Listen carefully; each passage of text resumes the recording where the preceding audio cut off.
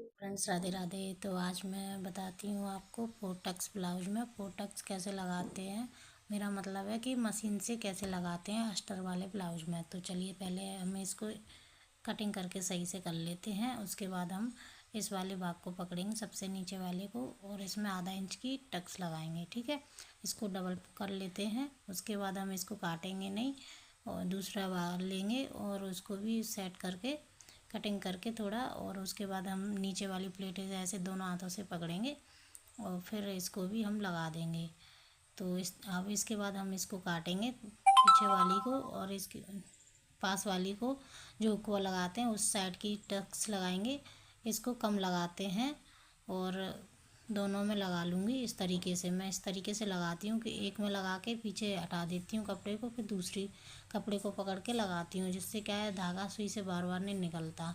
और टक्स लगाने से पहले आप उनको ध्यान देना है कि एक दोनों साइड से पकड़ना है और छोड़ना कहीं से भी नहीं है। इस तरीके से उंगलियों से पकड़ के इसको दबा के इसको सीधा सिलाई लगाते जाना है इस तरीके से। अब ये हमारी साइड वाली भी लग चुकी है और मैंने सभी प्लेट्स डाल ली हैं, एक और बाकी है इसकी।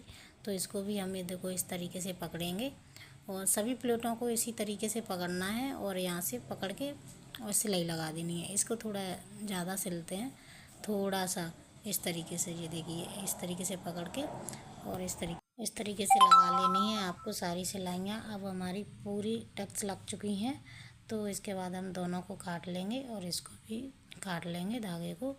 और ये देखिए मैंने किस तरीके से लगाई हुई हैं। तो इस तरीके से आप भी लगा सकते हो, इस तरीके से जो मैंने लगाई हैं। ये देखिए कितनी प्यारी बन के आई हैं।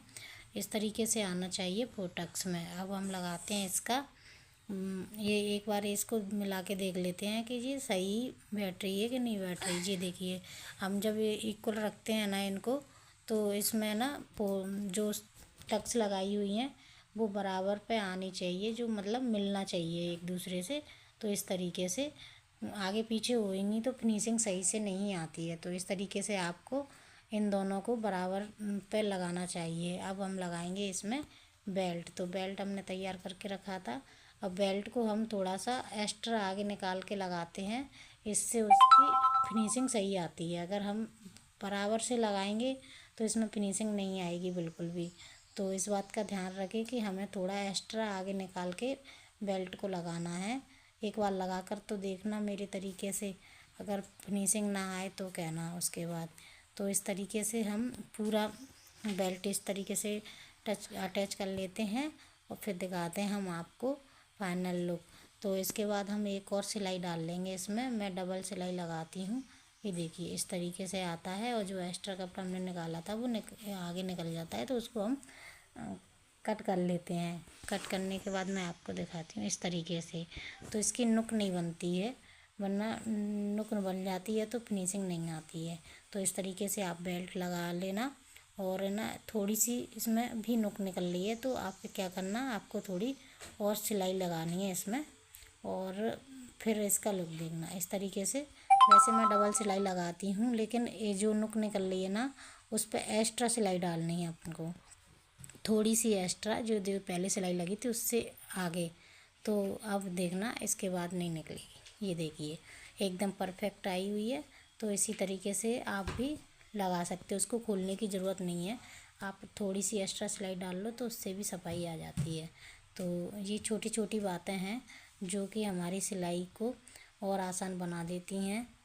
तो इस तरीके से आप सिल सकते हो। दूसरा बेल्ट भी लगाना है, तो चलिए हम दूसरा बेल्ट लगा लेते हैं इसमें। अभी ये देखिए हमने दूसरा बेल्ट भी लगा लिया है और दोनों को हम रख के देखते हैं। तो बेल्ट और जो प्लेट डाली हमने टक्स लगाए हैं वो बराबर पर बैठने चाहिए इस तरीके से, तब ब्लाउज में फिनिशिंग दिखती है। ये चारों एक दूसरे से टच होने चाहिए इस तरीके से, और आगे पीछे होते हैं तो बिल्कुल भी फिनिशिंग नहीं दिखती है और वो सही से भी नहीं बैठते हैं। तो इस तरीके से आप भी टक्स लगा कर देखिए, एकदम आसान तरीका है।